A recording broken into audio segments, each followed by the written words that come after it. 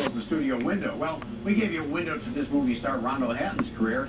How about if we shed a little light on a few of his cast members as well? If you say so. Let's start with our scheming artist Marcel. He's Martin Kozlik, who's been on our show before in She-Wolf of London and The Mummy's Curse. He's played spies, psychopaths, and agents, and Nazis, which is ironic, since he actually escaped from the Gestapo in Germany.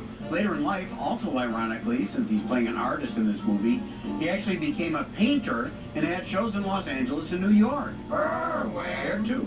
Joel and the wisecracking doll writer is Virginia Gray. She made her film debut at the age of 10 in 1927's Uncle Tom's Cabin, and she might have had some help getting into the movies from her dad, who was one of Mack Sennett's Keystone Cops. Open up! Police!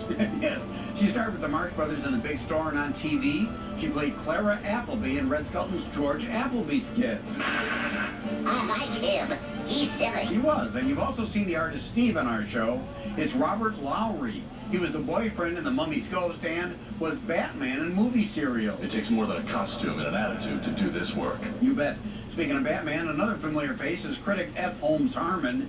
He's Alan Napier, seen in several of our movies, and of course, as Alfred the Butler in Adam West's Batman series. Nice guy, but a few bats short of a belfry. Well, we all have our faults. Also on the side of crime fighting, we have Lieutenant Brooks, played by Bill Goodwin. He was in an early rock and roll movie, The Big Beat. Bang, boom, bang. Knock it off. And was a busy radio and TV announcer who worked a lot with George Burns and Gracie Allen. Hey, you want to hear me sing like George Burns? I'd love to call you Rose, dear, but roses fade away. Roses die when wintertime appears. Enough with the singing already. Used to say that to George, too. There are lots of bit players in this movie you might know, but we'll just hit a few. You might recognize the morgue attendant, Sid Saylor. He was the guy who owned the soda shop and The Crawling Hand. And keep your hands to yourself. Can't help it, it's crawling. The lady of the evening who becomes a victim of Rondo was Virginia Christine. She was the latest incarnation of Ananka in The Mummy's Curse and was Mrs. Olsen in the old Folgers coffee commercials. Really? They really should switch to decaf. I will. And it's hard not to notice Steve's model, Stella.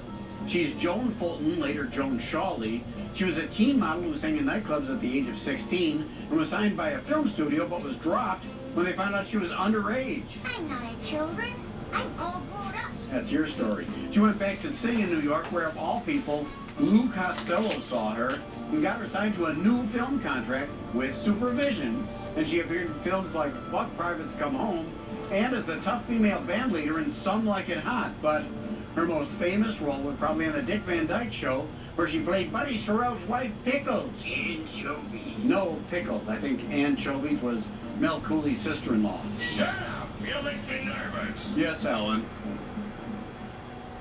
Tonight on BTV, Cosmic Monsters, What Monsters, Pirate